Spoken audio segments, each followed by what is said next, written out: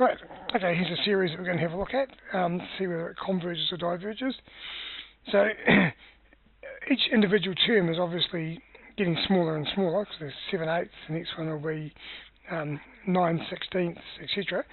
So the bottom line is going to dominate, so the individual terms are definitely getting smaller, so they're heading towards zero, so it may or may not converge. So we're going to have a crack with the ratio test to see whether it does. So the first thing we need to do is write a general form. So what's the nth term of this thing going to be like? Well, these are just the odd numbers, so it's going up by 2 each time. So the top line is just 2n plus 1.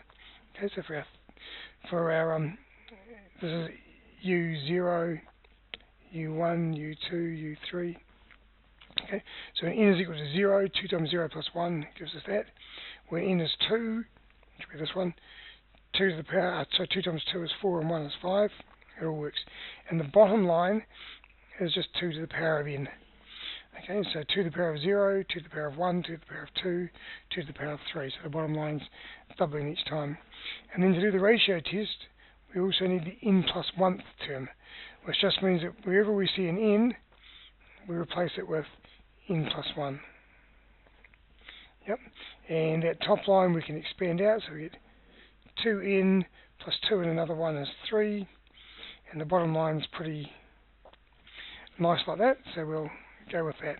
And then we form the ratio of those two things. So the ratio test says we need un plus 1 divided by un. So un plus 1, 2n plus 3 over 2 to the power of n plus 1 divided by un. Well, dividing by a fraction is the same as multiplying by its inverse. Yep. And then we can simplify this thing down a bit. So just going to collect the, well, basically what I'm going to do is I'm going to cancel out that 2n and that 2n, because 2n plus 1 is the same as 2 times 2n, so I can cancel those guys out.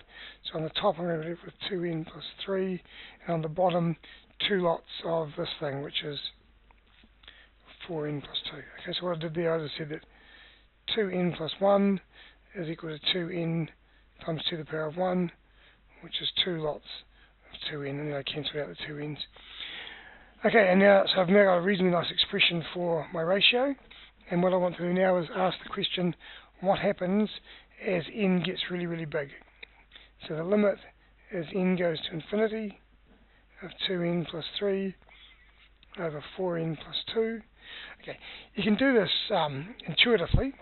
It's like, just imagine if n was 1,000,000. On the top line you've basically got 2 million, on the bottom line 4 million, which is pretty close to a half. The 2 and the 3 at the end here become increasingly irrelevant.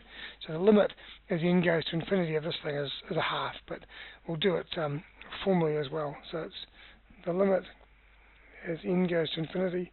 I'm just going to divide every term by n. Okay, so just divide every single term by n, and then as n goes to infinity, it's quite clear that the bits at the end go to 0. So as n goes to infinity, that goes to 0. It's 3 over 1,000,000 is not worth worrying about. And the same with that, those two things head off towards 0, and you're left with 2 over 4, and there's no n's in that, so that's just itself. So it's a half. Okay, so the limit as n goes to infinity of un plus 1 over un, which is exactly what we did here, is equal to 1/2, which is less than 1. Hence, the series converges according to the ratio test.